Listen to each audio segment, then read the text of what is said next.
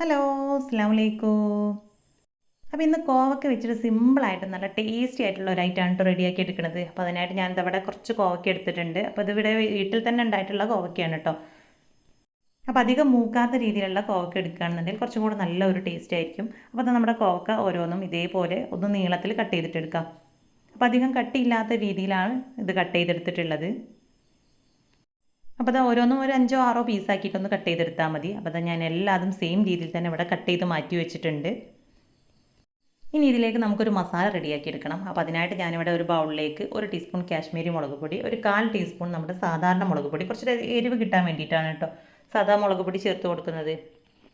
പിന്നെ ഒരു 1/4 ടീസ്പൂൺ മഞ്ഞൾപ്പൊടി, ഒരു 1/4 ടീസ്പൂൺ ചിക്കൻ മസാല, നമുക്ക് ആവശ്യത്തിനുള്ള ഉപ്പ്. അപ്പോൾ ഒരു 1/4 ടീസ്പൂണിലധികമാണ് ഉപ്പ് ഞാനിവിടെ ചേർത്ത് കൊടുത്തിട്ടുള്ളത്.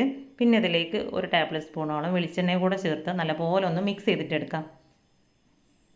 അപ്പോൾ ഇതിലേക്ക് ഞാനിപ്പോൾ ഒട്ടും തന്നെ വെള്ളം ചേർത്ത് കൊടുത്തിട്ടില്ല. നമ്മൾ ഈ ഒരു വെളിച്ചെണ്ണയിലാണ് കേട്ടോ ഇത് മിക്സ് ചെയ്തെടുത്തിട്ടുള്ളത്. ഇനി ഇതിലേക്ക് നമ്മൾ നേരത്തെ കട്ട് ചെയ്ത് മാറ്റി വെച്ചിട്ടുള്ള കോവക്ക ചേർത്ത് കൊടുക്കാം. അപ്പോൾ കോവക്കയിൽ ഓൾറെഡി ഒരു വെള്ളത്തിൻ്റെ കണ്ടൻറ്റ് ഉണ്ടാവും. അപ്പോൾ നമ്മളിതിലേക്ക് വെള്ളം ചേർത്ത് കൊടുക്കുകയാണെങ്കിൽ നമ്മുടെ മസാലയ്ക്ക് ഒരുപാട് ലൂസായി പോകാനുള്ള സാധ്യത ഉണ്ട്. അപ്പോൾ അതുകൊണ്ടാണ് ഞാൻ ഒട്ടും തന്നെ വെള്ളം ചേർത്ത് കൊടുക്കാതെ വെളിച്ചെണ്ണയിൽ മാത്രം മസാല റെഡിയാക്കി എടുത്തിട്ടുള്ളത്. ഇനി ഇതാ ഇതുപോലെ കൈ വെച്ചിട്ട് നല്ല പോലെ ഒന്ന് തിരുമ്മി നമ്മുടെ മസാലയ്ക്ക് എല്ലാ ഭാഗത്തേക്കും എത്തുന്ന രീതിയിൽ തന്നെ ഒന്ന് മിക്സ് ചെയ്തിട്ടെടുക്കാം. അപ്പോൾ ഇത് കൈ വെച്ചിട്ട് തന്നെ നമ്മൾ നല്ലപോലെ മിക്സ് ചെയ്തെടുക്കുന്ന സമയത്ത് തന്നെ ചെറിയൊരു വെള്ളമൊക്കെ ഇറങ്ങുന്ന രീതിയിൽ തന്നെ ഉണ്ടാവും. അപ്പോൾ എല്ലാ ഭാഗത്തേക്കും മസാലയൊക്കെ പെട്ടെന്ന് തന്നെ ഒന്ന് മിക്സായി കിട്ടും.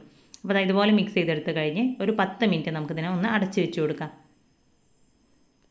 ഇനി ഒരു 10 മിനിറ്റിന് ശേഷം നമുക്കിതിനെ ഒന്ന് ഫ്രൈ ചെയ്തെടുക്കണം. അപ്പോൾ അതിനായിട്ട് ഞാൻ അവിടെ ഒരു പാനിലേക്ക് കുറച്ച് വെളിച്ചെണ്ണ ചേർത്ത് കൊടുത്തിട്ടുണ്ട്. എണ്ണ നല്ലപോലെ ചൂടായി വരുന്ന സമയത്ത് നമ്മുടെ ഈ ഒരു കോവക്ക ഓരോരോ പീസുകളാക്കിയിട്ട് ഇതിലേക്ക് ഇട്ട് കൊടുക്കാം.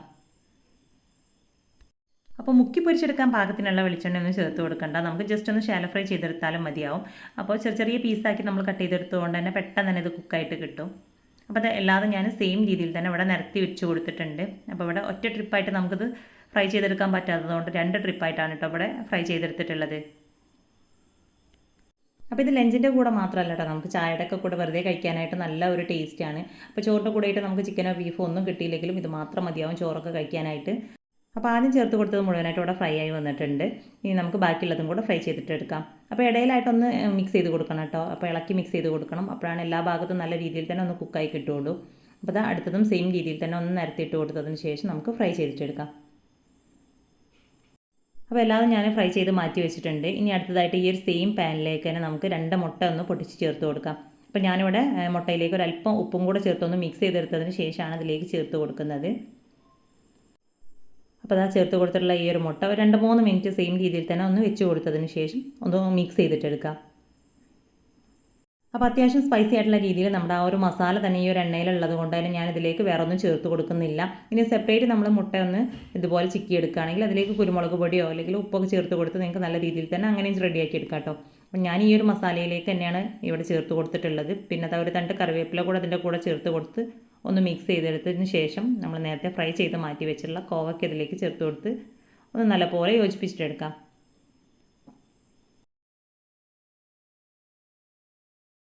അപ്പോൾ അത് രണ്ടും കൂടെ നല്ല രീതിയിൽ തന്നെ ഒന്ന് ഇളക്കി യോജിപ്പിച്ചെടുത്ത് കഴിഞ്ഞിട്ടുണ്ടെങ്കിൽ നല്ല ടേസ്റ്റി ആയിട്ടുള്ള നമ്മുടെ കോവക്ക എഗ് ഫ്രൈ ഇവിടെ റെഡി ആയിട്ടുണ്ട്.